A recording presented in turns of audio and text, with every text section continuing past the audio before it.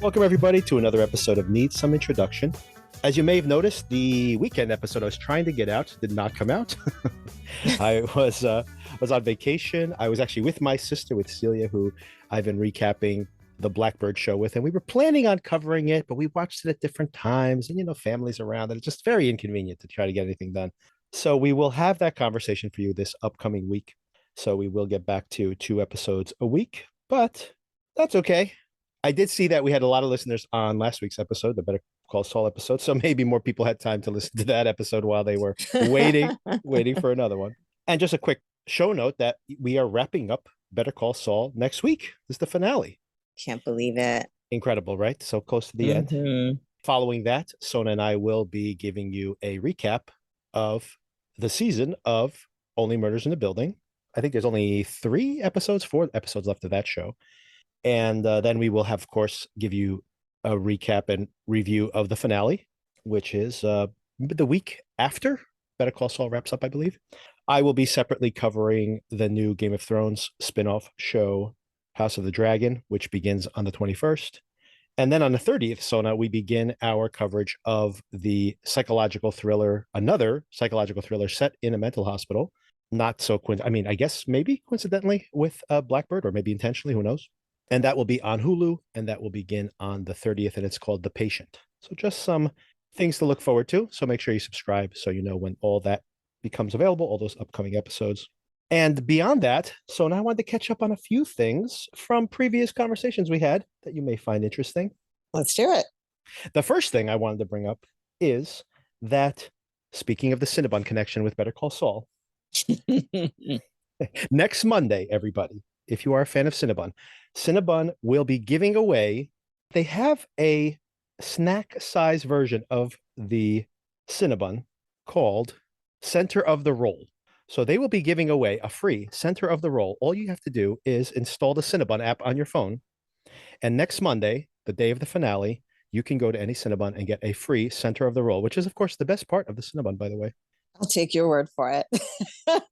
Speaking of Cinnabons, when we were down the shore, my nephew went out and walked to the bakery, which is maybe half a mile from the house we're staying at. And they make cinnamon rolls there. And he bought a box of cinnamon rolls for everybody in the house. How nice of him. So yet another connection to this. He's not watching Better Call Saul, but if I wanted to get a little taste of a cinnamon bun, given the fact of this conversation, I got my chance this weekend. I just think you can't beat the smell. I don't even like eating them, but the smell is so delicious. There is something special about those Cinnabon, by the way. Maybe it's just because you're so in proximity to all the ingredients at once. Because having the box in the house really did not have that kind of effect. It's the smell, I'm telling you. Absolutely. One more thing pertaining to the cinnamon roll that I did want to call out here, by the way. If you take the deal of getting the free Center of the Bun, you also get a month of free AMC Plus. So anybody who wants to catch up on, maybe next week, I'll have some recommendations for things that are AMC Plus. One of the main things I could say, if you are a horror movie fan, AMC Plus gets you Shudder. And of course, Shudder has basically once every single horror movie pretty much, goes through its first run on Netflix or whatever, it ends up on Shudder. So maybe I'll give you a list of things you may want to catch up on there. And of course, AMC Plus also has some interesting content. Dark Winds, for example, is a show that I've only watched about half of, but it is pretty good. So maybe I'll put a list together for next week if you do want to subscribe for AMC Plus, or at least just take the free month and catch up on some things you may have missed. The next thing I wanted to mention to you, Sona, that I've done some research on, is the strange broken tape motif of the most recent episodes of the start. So here is something that you probably didn't notice, and I didn't notice until I did some research. Every season of Better Call Saul up until now has had 10 episodes. Okay. Until this season, which has 13, right? And another thing I did not know, but every single season, for the first episode, we have the video play at the beginning of the spider crawling out of the bottle.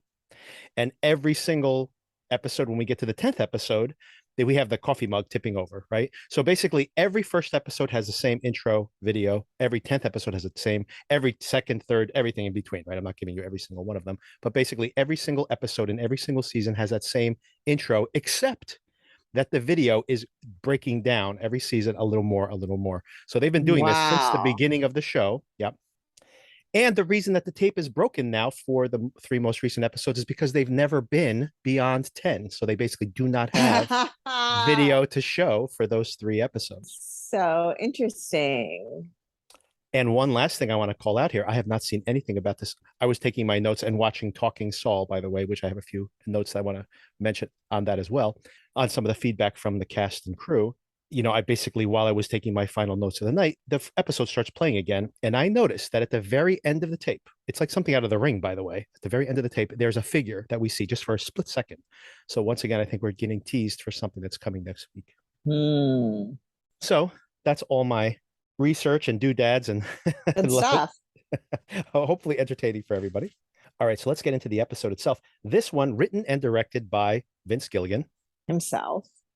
That's right. And next the man week himself. The man himself, but the man himself in this case is actually Peter Gould, who is the showrunner on this show, and he will write and direct the last episode, next week's episode. Okay. But here we have Vince Gilligan directing this one, obviously giving a whole episode to himself. This one is called Waterworks, and we see 2 different Waterworks of type here in this episode. Maybe more, maybe something else I missed as well. And we begin with Saul in the Breaking Bad timeline, bouncing his ball against the wall. We see his, once again, we kind of see all these like little details in the office. Yeah, I think it's the We the People, yeah. And he's bouncing his rubber ball against there. We also see his diploma. American Samoa, which involved a discussion in my house about whether he maybe had submitted an official change of name in order to get the diploma. Interesting. Name Saul Goodman. Didn't think about that, but that's a very good point. We do see the same weird intro, like I mentioned before, but this time at the very last second, everybody, if you have to go back to watch it, check out that weird figure we see in clear detail, by the way. So unlike this broken tape motif, we see this like one striking black and white figure just for a split second there at the end. It's a little creepy, once again, going to that David Lynch territory that the show has only dipped its toe into recently. And we see that he's basically just bouncing that ball and wasting time. And he's finally tells Francesca, send her in. I actually didn't realize at that moment that this was explicitly Kim. I thought he was just kind of, dealing with receiving the divorce paperwork. But it turns out, and we'll see later in the episode, that it is explicitly Kim there in the flesh to sign the paperwork. Then we transition back into the black and white world, but we are not picking up from the cliffhanger from last week. We are seeing a brunette Kim living her Palm Coast sprinklers life down in Florida. And indeed, this is... I mean, this might be worse than the Cinnabon lives. I think I might agree with that. Maybe the worst part of this whole entire thing is the perfunctory sex they have with the yep. Just yikes. All of it, just so drab, so boring, so unengaging. Just very depressing just to watch, honestly. Yes. It does make me think, though, as I'm watching this, that, if you just kind of took the most mundane vignettes of anybody's life, wouldn't all their lives look like this? Which would be a little depressing to think about. But well, we both have small children at home. So I think in a way, yes, that's a good point. Like, I wish a day could be that dull, but maybe in the future, I'll agree with you. In this stage of life, there's more liveliness than I care for on some days. And all of these little vignettes that we see here, and there's so many of them, so many little details of really grinding you down, like really appreciating how mundane and rote her life has become. Are there any of these things that really stand out? One I would call out. First of all, I mentioned that we're suddenly in Severance somehow, the show Severance. How so? Well, just suddenly being stuck in the drudgery of an office all of a sudden. Oh, well, yes. And although, I guess you could say the same thing about The Office, the show The Office, if you want to go in a more mundane version of this. The one I wanted to call out here that I thought was kind of a funny detail was when they were all sitting around having the conversation about drugs. Whatever happened to crack? Did people just stop smoking it? And then they start going on and like, oh no, the kids today, they're all doing ecstasy. What's the one where they suck on pacifiers? That's ecstasy. They're like, if an adult came in and bought a pacifier, I would just call the cops. They must be on ecstasy. The thing is, okay, I understand what you're saying in that, in a way, these are the types of conversations we are all having every day. Yes. But I guess, like, just in my life, maybe I'm lucky that I just have livelier personalities around me. Yeah. So even these day to day humdrum conversations are more interesting in my life than they are portrayed here, right? Like Yeah. the stupid mayonnaise thing about whether Yes. to use the Miracle Whip because they were out of the mayonnaise, the ecstasy thing, the what kind of cake should we get? Like Yes. all of these conversations, yes, they are everyday conversations, but maybe I'm just having them with livelier people because they're much more engaging in my everyday life than they are in this depiction. Not to go too much further down this rabbit hole, but don't you find that oftentimes that is the case? Not necessarily with office conversations, although I have definitely been in offices where the conversations, because you're trying to come up with commonality with people that honestly you have no commonality with. So it usually is extremely mundane stuff. It's like having the conversation at the bus stop about the weather, right? Because what else do you have in common with this random person? I often feel to have this experience when I'm at like a birthday party for my daughter, right? Where all of a sudden you have to talk to all these people and like, what do I really have in common with these people? The only thing you can talk about is these most mundane of all possible topics, right? Yeah, no, that's fair. And I think that's the reason that sometimes in the office, right, you're grateful for that one guy who's always joking or Yes. whatever it may be, Oh because yeah, absolutely. it adds some energy to a space that might all otherwise be completely devoid of any energy whatsoever. Even the person who's like a complete mess in the office, who's always taking things too personally, making everything into a drama, because at least then everybody's going like, "What's up with him today?" Yes, Right? Like at something to least, talk about. at least something, right? Yes. And one last thing on that, which total digression, but I do find it funny that I've had relationships with people where I'm very close with them at work because the whole relationship is so based on the gossiping about work or the dramas around work. And then once you leave work, you really don't have that much in common with them anymore. Like you try to stay friends, but it kind of drift apart. Yes, that's true. Anyway, so we've all lived this life at some point. I did love the mayonnaise, like you mentioned. I do love her. She does not like Miracle Whip. It's too sweet. And basically, she writes copy for this catalog. So really think about Kim Wexler. And like you said, this is this crazy, maybe a self-imposed purgatory she's put herself into, but she seems to be, we have to assume, very unfulfilled in this life. Yeah, I think in some ways she is punishing herself for everything that came before by finding the most drama free life that she could possibly find Yeah. and not ever engaging anything that could possibly come anywhere near that aspect of her personality that likes excitement. Right. Right. But boy, is it grim. Yes. But we do get to see the call, right? We were kind of teasing last week. I hope we get to hear Mm-hmm. that call, and we do hear it. And, surprisingly, when we saw how violently Saul reacted to it, it does not seem that violent. I guess her stoicism is the violence that he perceives in her reaction to him, right? I thought you might want to know I'm still alive. Yep. I'm still out here, still getting away with it. Feds couldn't find their own ass with both hands in a proctologist. You shouldn't be calling me. Oh, hey, you're awake. You shouldn't be calling. Why not? What am I, tying up the line for important irrigation business? I mean, come on, Kim, say something. You can call me an asshole. Yell at me. Just let me know you still got a pulse. Just say something. You want me to say something? Yeah. You should turn yourself in. Do what? You heard me. I don't know what kind of life you've been living, but it can't be much. Set the pot to the kettle? What? That is really rich. You preaching to me? See, you have no idea what I did or didn't do, okay? And why don't you turn yourself in? Seeing as how you're the one with the guilty conscience, huh? What is stopping you? Bring's in the ground. Mike's in the ground. Lalo's in the ground, apparently. You don't have to hold back on my account. They can only hang me once. So go ahead. Spill your guts. Put on your hair shirt. See what it gets you. Kim, why are we even talking about this? We're both too smart to throw our lives away for no reason. I only wanted to... Kim,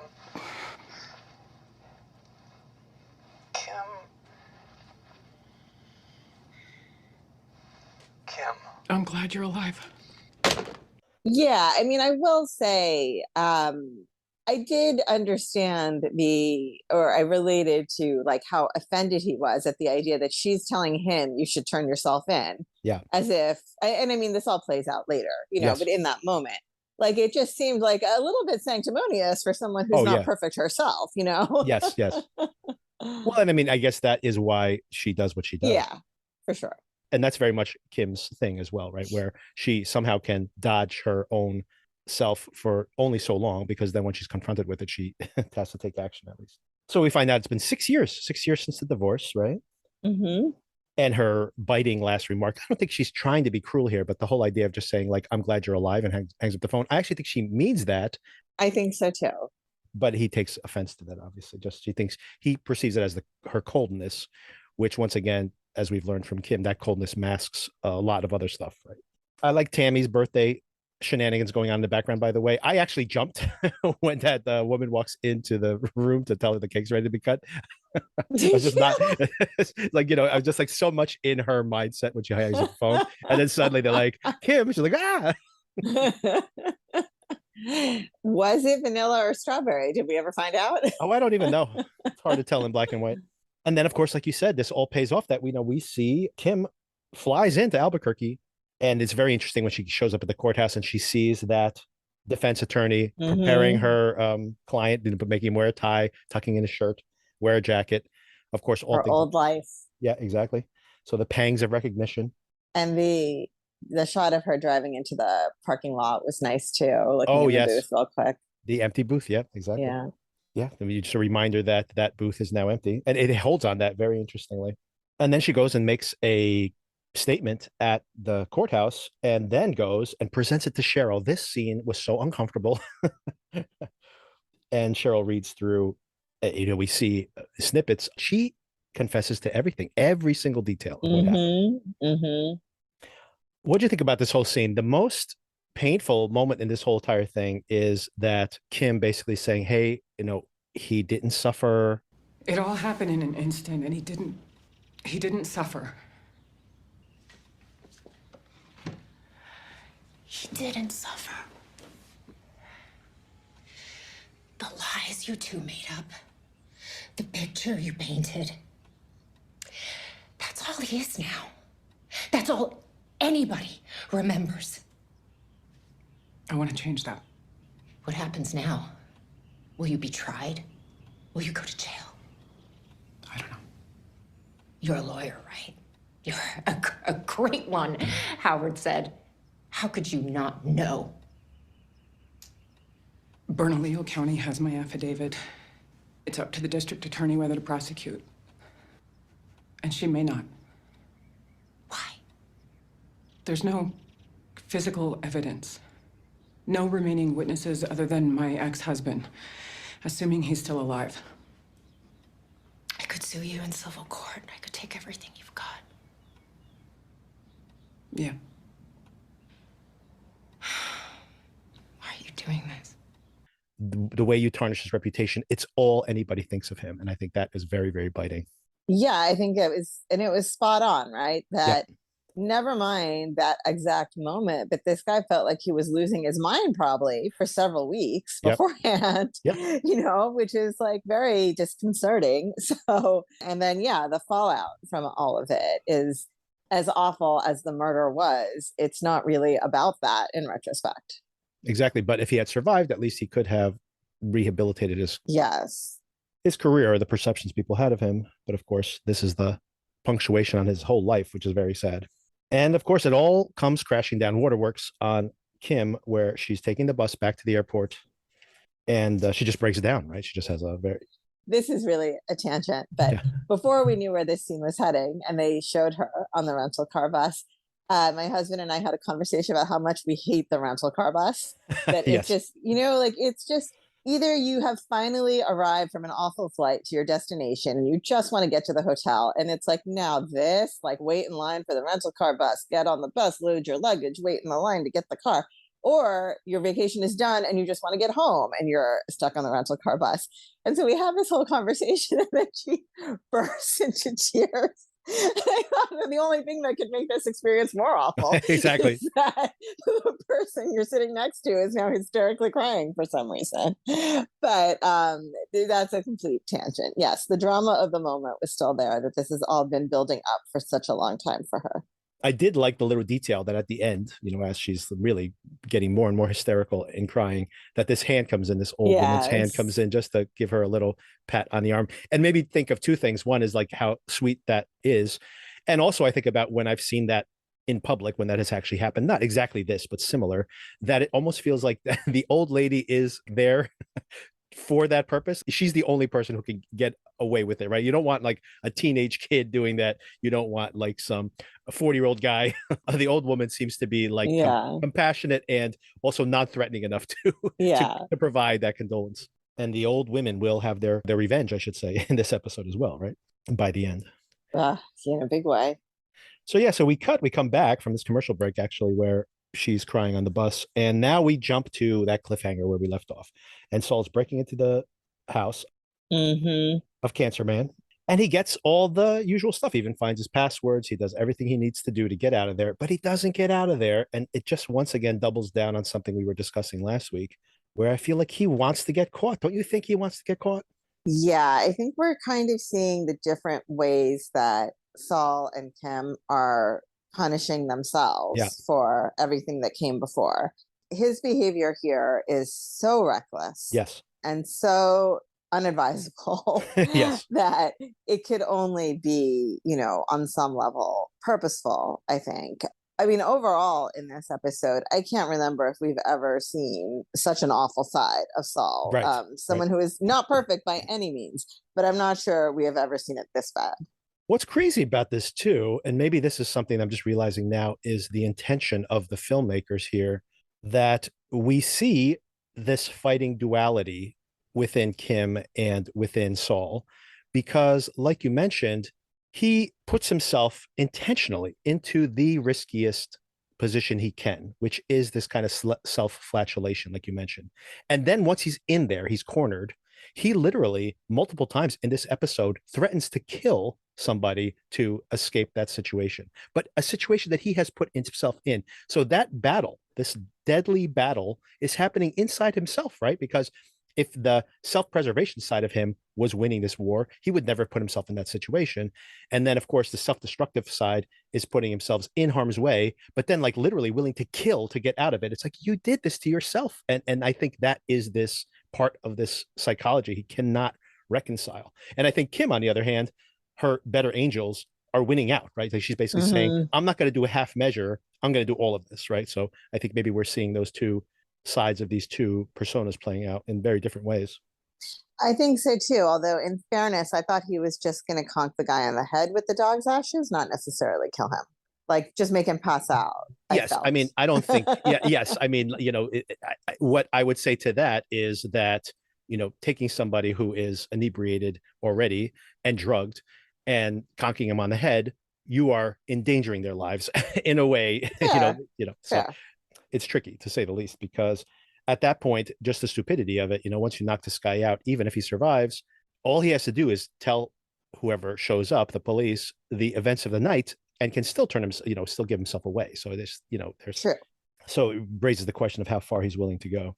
Do we want to go back to Saul skulking around the house when he kind of, I don't know if I could cut it out if it's not interesting, but what did you think about him? First of all, he goes back, he's about to make a clean getaway. He goes back in, goes to drink some of the whiskey, hangs out upstairs, takes some of his watches, takes his watches. This is evidence. What is that even about? Yeah. Yes.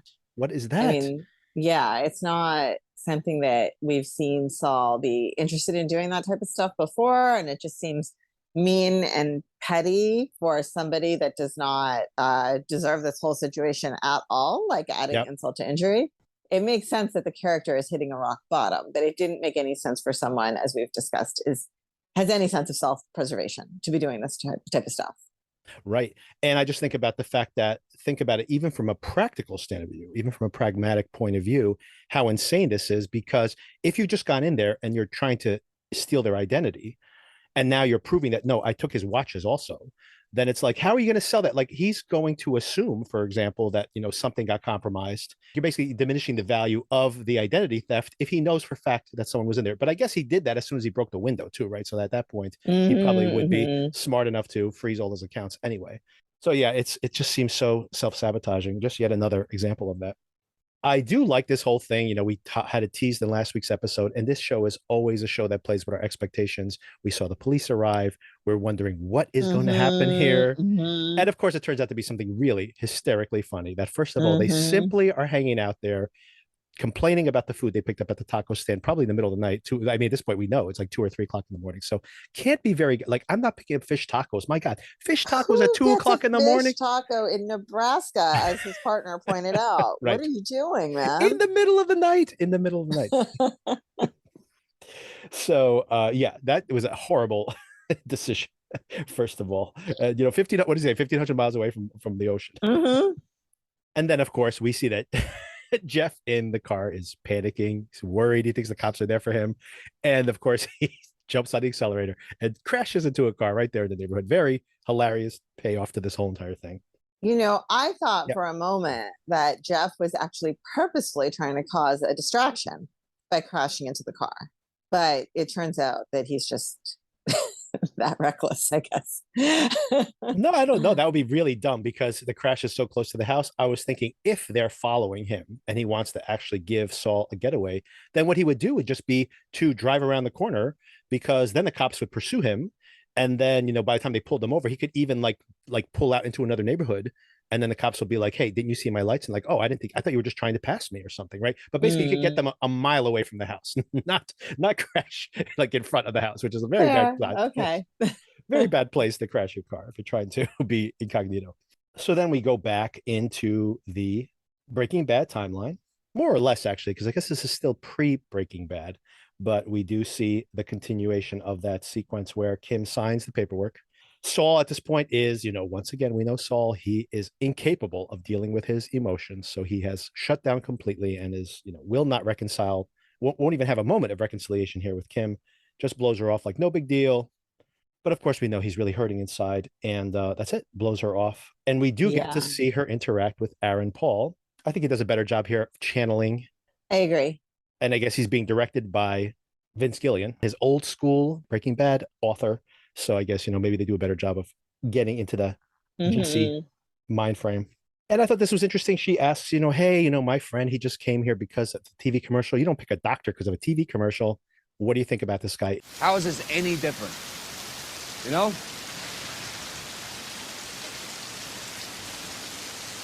Anyway,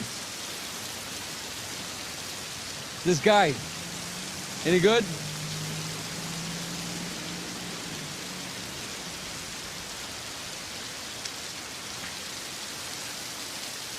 When I knew him, he was. And this also, we talked about it, but we didn't just tie it back in. The idea of the Waterworks, right? This is the second time now. Yes. So we saw her burst into tears on the rental bus, which turning on the Waterworks. And then we see this actual torrential rainstorm in the middle of the desert as Jesse Pinkman is pointing out, why the hell is it pouring like this in the middle of the desert? I thought this was a desert. Yeah. And then, we get to the end here. We see the fallout from everything that happened in front of that house. Saul has taken a bus home.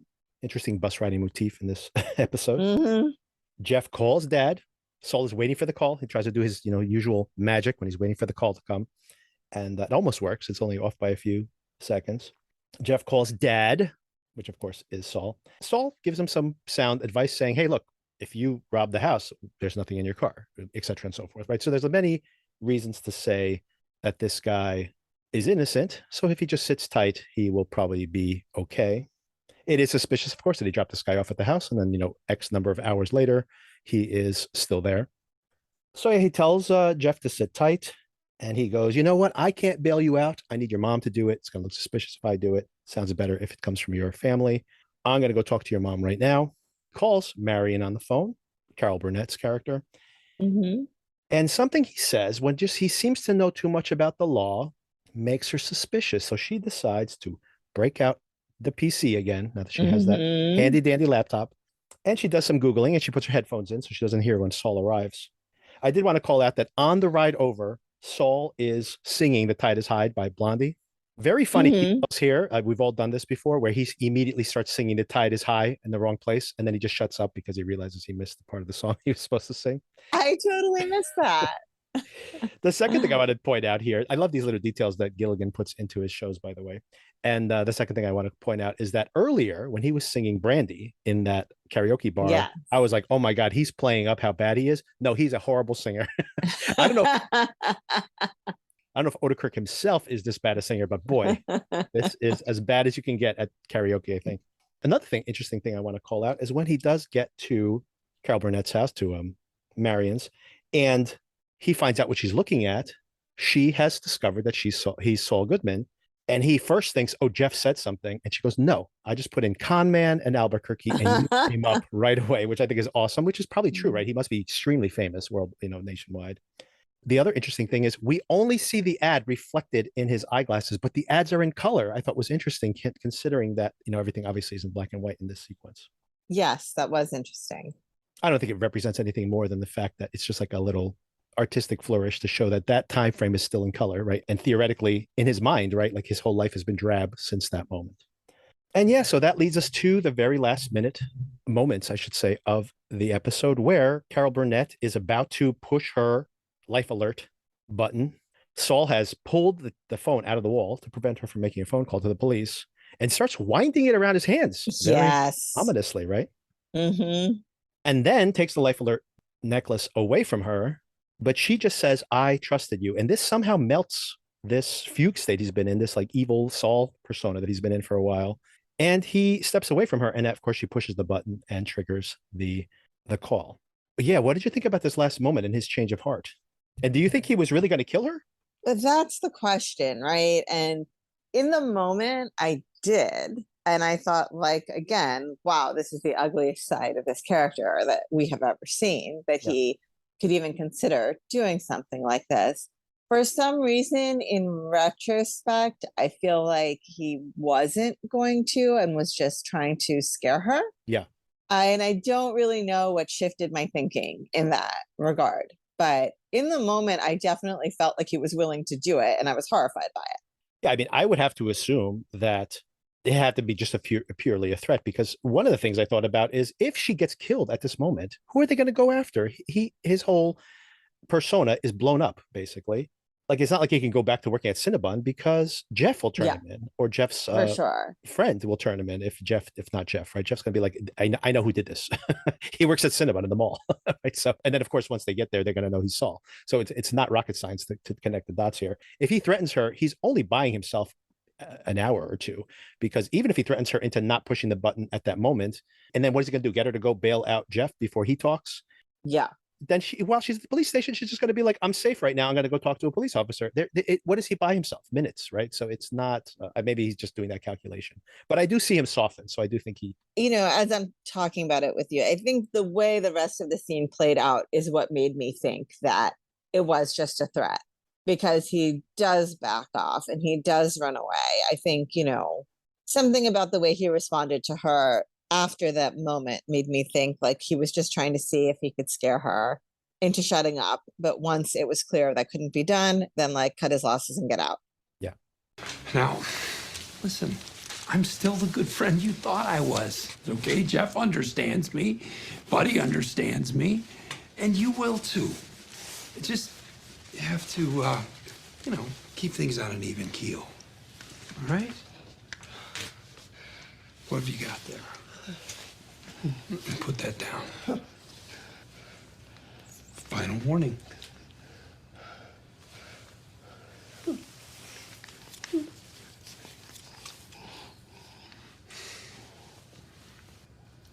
I trusted you.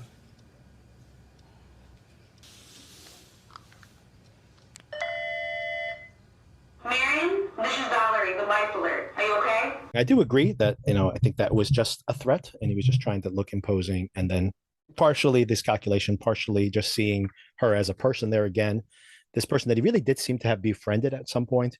his better angels are in control momentarily. So we get a moment from next episode, which is the wrecked car, and we hear Saul doing the vacuum code in his mind, right? So what do you think this hints at for the finale? I don't know. Can he disappear himself again from? Is he going to call the vacuum man again? I think he's definitely going to try, right? Yeah, I mean, he doesn't seem to have many other. Well, I don't know. Maybe given the amount of time that's elapsed and this new identity, maybe it would be possible for him to go to Canada and start over. I don't know. Just picking the nearest border. He is close to Canada, which is probably part of the reason he picked where he is. But I mean, they have extradition, right? But I mean, he would still buy him some time. He could always disappear again while he's up there during the extradition process. I mean, one scenario is he dies, which of course would be one ending. Another ending, and maybe a more fitting ending, I think, would be for him to be disappeared.